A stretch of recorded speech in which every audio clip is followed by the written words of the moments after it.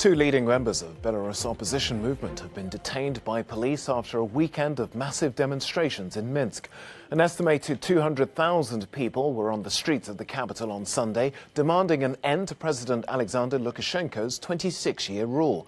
Police confirmed that Sergei Devletsky and Olga Kovalkova were arrested on Monday. They're both members of the Opposition Coordination Council, which has helped spearhead demonstrations. The leader of striking workers at a major industrial plant has also been detained. Lukashenko's government opened a criminal inquiry into the council last week, claiming the group is undermining national security. The council's members have rejected those accusations. Lukashenko responded to Sunday's protests with a show of defiance. State media released images of the president wearing combat gear and carrying an assault rifle in the capital. The government has been under pressure since he declared election victory 2 weeks ago and organized a violent crackdown against protesters in the days that followed. Opposition leaders say the vote was rigged and the result has been rejected by the EU. Well, for more on this, I was joined a short while earlier by Katerina Shimatsina from the Belarusian Institute for Strategic Studies in Kiev. She says it's possible that more opposition leaders could be detained in the coming days.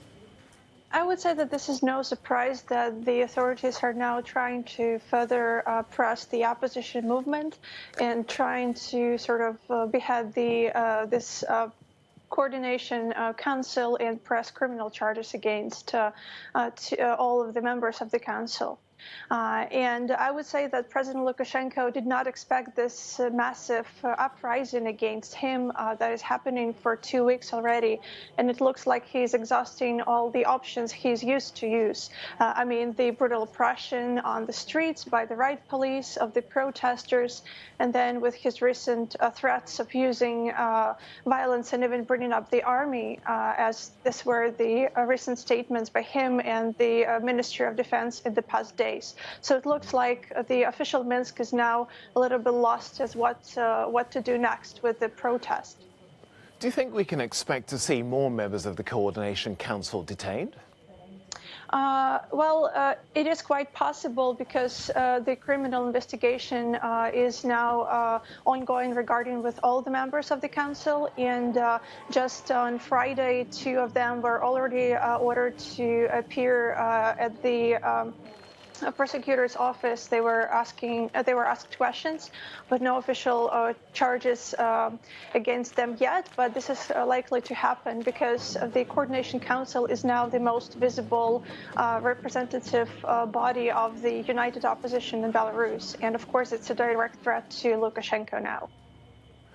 Now, the EU has called for negotiations between the government and the opposition, and those negotiations to be brokered by the Organization for Security and Cooperation in Europe. Do you think that's the best way to solve this dispute? I would say that ideal way to solve this would be domestically without attracting external actors, without attracting major powers, because inevitably that would be not only EU members and the West, but also Russia with its interests towards Belarus. But this could be again, like ideally, it would be good to solve things domestically, but Lukashenko is not ready to recognize opposition whatsoever. But then if things go up to some sort of mediation and talks with external actors, this also would be a good option to solve the crisis in Belarus and just to support the voices of this Coordination Council of Tikhanovskaya and the united opposition.